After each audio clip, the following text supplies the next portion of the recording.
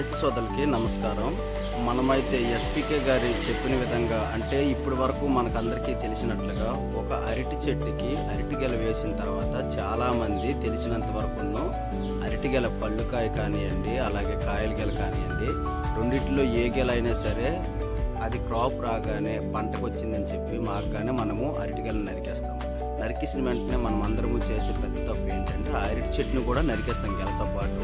కానీ మొన్న నేను తిరుపతి వెళ్ళి పాలేకర్ గారి పద్ధతిలో కొన్ని విషయాలు నేర్చుకునే దీంట్లోన ఒక పద్ధతి అనేది మీకు చెప్తున్నాను.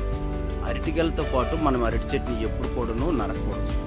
అది మనకి చెప్పిన ఎస్పీకే గారు సుభాష్ పాలేకర్ గారు అనేది మనకు చెప్పడం జరిగింది. అది ఎందుచేతన అంటే అరటిగెలను నరికేస్తే కిందని ఏవైతే పిలకలు పెట్టి ఉంటాయో వాటికి కావాల్సిన పోషకాలు అనేవి అందవంట.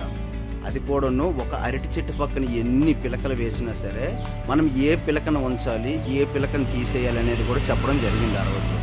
దాంట్లో ఫస్ట్ ఎటువైపు అయితే అరటి చెట్టు తల్లి అరటి చెట్టు వంగు ఉంటుందో అటువైపు మాత్రము ఆ పిలకను ఉంచి మిగతా దానికి ఆపోజిట్లో ఉండే పిలకల్ని మనము తీసేయాలి. తీసేసిన తర్వాత అరటి చెట్టుని కూడాను అరటిగెలు నరికిన తర్వాత నరకకుండా చెట్టుని మాత్రం నరకకుండా అలా ఉంచితే అది అలా రోజు రోజుకి కృంగుతూ దాంట్లో ఉండే పోషకాలన్నీ కూడాను కింద నుండే పిల్ల అరటి చెట్లకి అందడం జరుగుతుంది. అలాగే ఇప్పుడు ఫస్ట్ గెల మనకి 100 కేజీలు బరువు వస్తే నెక్స్ట్ వచ్చేది 150 కేజీల బరువు వరకు వచ్చే ఛాన్సెస్ ఉన్నాయని చెప్పేసి ఆ రోజు మనకి సుభాష్ పాలేకర్ గారు చెప్పడం జరిగింది. ఇదిగోండి మనకి చూసుకున్నట్లయితే ఇవన్నీ సేంద్రియ ఎరువులతోనే పండించినవి, అంటే గో అథారిటీతో పండించినవి. చాలా రుచిగా కూడా ఉంటాయి, అలాగే చాలా మంచిగా కూడా ఉన్నాయి. మీ అందరికీ చెప్తాను, నాకు ఇది ఎంతో ఇష్టమైన ప్లేస్ అనమాట. నేను ప్రతిరోజు వచ్చి ఇక్కడే ఉంటాను. ఇది ఎస్పీకే గారి పద్ధతిలో పండిస్తున్న 5 layers ఫార్మింగ్లో ఒక భాగము. ఇందులోనే నేను వేరుశనగ, అలాగే నువ్వులు, తర్వాత గ్రీన్ డ్రామ్స్ అంటే పెసలు, అలాగే మినుగులు కూడా ఇక్కడ పండించడం జరుగుతుంది.